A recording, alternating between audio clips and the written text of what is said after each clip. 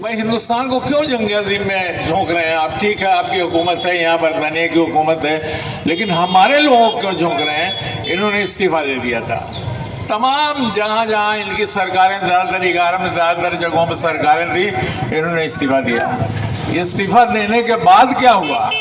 इस्तीफा देने के बाद एक ऐसी चीज़ अमल में आ गई कि मुस्लिम लीग और हिंदू महासभा ने मिलके 2 रियासतों में हुकूमत बना ली, बंगाल में और पख्तूनख्वा जो पाकिस्तान में है। वो नॉर्थ फ्रंटियर पहले बोला जाता था, अब जो है उसका नाम पख्तूनख्वा हो गया सूबा।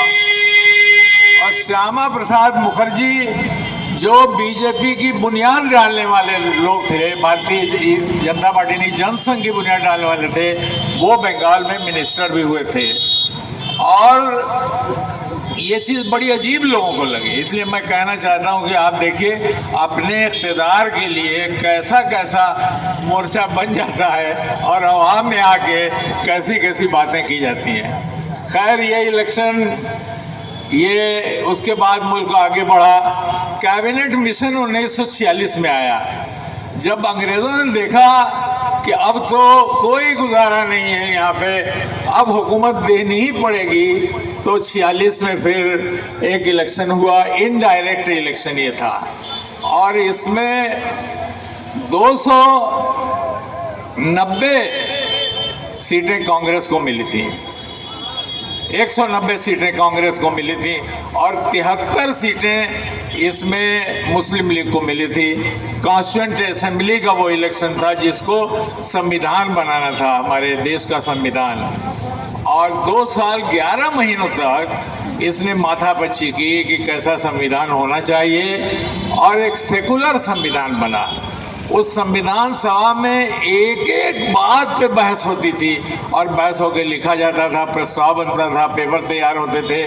और जब लिखने की बारी आई कि कौन इन सब चीज़ों को कंपाइल करेगा, कौन लिखेगा, एक किताब की शक्ल देगा, तब ख्याल आया कि हम सब में सबसे ज़हीन आदमी अगर कोई है तो वो बाबा साहब भीमराव अंबेडकर हैं। तो ड्राफ्टिंग कमेटी का उनको चेयरमैन बनाया गया और उन्होंने इस संविधान को ड्राफ्ट कर लिया।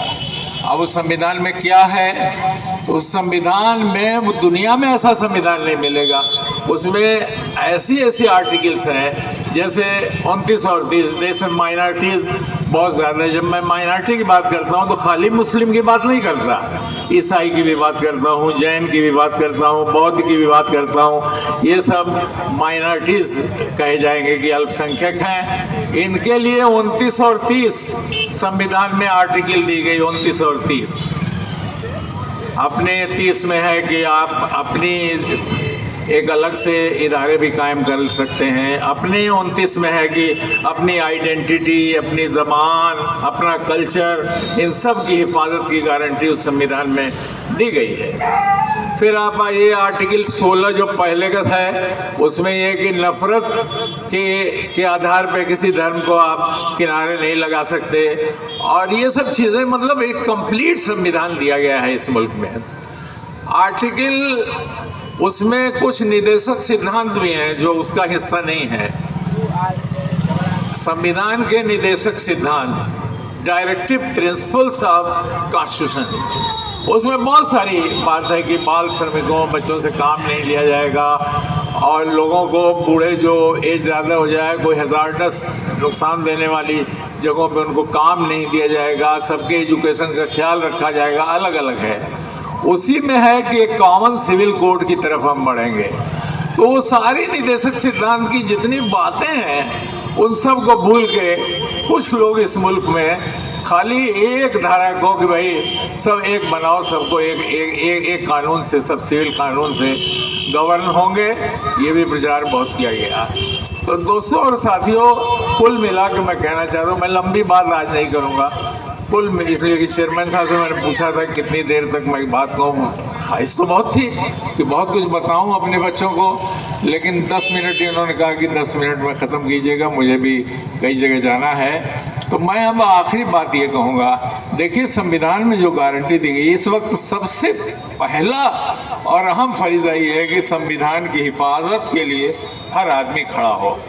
संविधान हमारा टूट रहा है। जैसा कि मैंने बताया, संविधान की 29 और 30 धारा में जो अधिकार दिए गए हैं वो अधिकार टूट रहे हैं हमारे।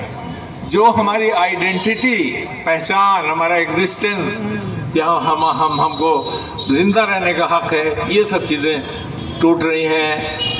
बदमाशों का एक टोला जाता है और रास्ते में गाड़ियों से लोगों को उतारता है और इल्ज़ाम लगाता है कि इसमें तो गायें ले जा रही है, पहलू खां को मार दिया जाता है। इखलाक को इस इल्ज़ाम से घसीट के मार दिया जाता है। जिसका लड़का एयरफोर्स में खिदमत कर रहा है, एयरफोर्स में, नोएडा का जो इखलाक है उसको घसीट के और इतनी मार मारी गई कि मर गया।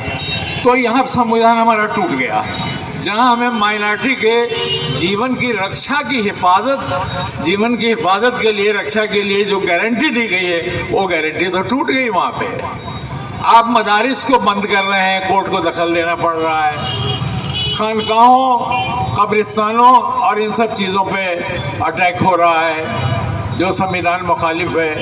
वक्फ एक्ट में तब्दीली हो रही है, ये तो संविधान के खिलाफ तब्दीली हो गई। आखिर में माननीय सुप्रीम कोर्ट को दखल देना पड़ा और वक्फ की जो चीज़ें बदली गई थी उसको उन्होंने कहा कि नहीं मानेंगे नहीं हम। तो संविधान की हमें रक्षा करना है। हिंदू मुस्लिम सब देखिए, अब मुल्क बटे उठेगा नहीं, जो होना था हो गया, यही रहना है, इसी को अपना वतन बनाना है और इसी को खूबसूरत बनाना है।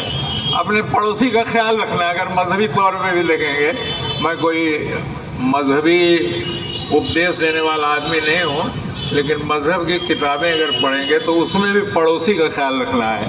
ये नहीं ख्याल रखना है कि वो पड़ोसी मुसलमान है कि हिंदू है। जो पड़ोसी अगर भूखा है तो उसको खाना खिलाओ भाई। यहाँ एक सवाल आया था, यहाँ जब दंगे हुए तो बहुत सारे लोगों के घर गिराए गए, मुसलमानों के। दंगे में होता है, हिंदुओं को मौका मिलता है वो करते हैं, मुसलमानों को मौका मिलता है वो करते हैं। तो बात आई रिलीफ कमेटी में कि उनकी बाज़ाबादगारी की जाए, उनको बसाया जाए, उनके मुकदमों को देखा जाए। तो मुसलमानों की मीटिंग यहाँ हुई, रिलीफ कमेटी कायम हुई, लोगों ने ज़कात के पैसे दिए, खूब चंदा आया उसमें। अब सवाल आया कि क्या किया जाए। कुछ हिंदू हजरात हैं जिनको उनकी अपनी जमात जो दावा करती है कि मैं उन सब की रहनुमा हूँ, उन्होंने तो नहीं किया। मैं पहला शख्स हूँ, मैंने कहा कि उन गरीब लोगों को जिनके घर का चूल्हा बुझ रहा है, इस पैसे से उनकी ज़मानतें आप कराइए। आखिर में ये सिलसिला शुरू हुआ। मकान बनाने की बात आई, असगर अली इमाम आए थे, अहले हदीसों के बहुत बड़े लीडर थे। उनसे लोगों ने पूछा कि हम गैर मुस्लिमों का इस पैसे से कुछ कॉलोनी वगैरह, मकान वगैरह मरम्मत कराना या बनाना या एस्बेस्टस सीट देना, ये सब कर सकते हैं? कहा बिल्कुल कर सकते हैं, कहीं मजहब ममानियत नहीं करता।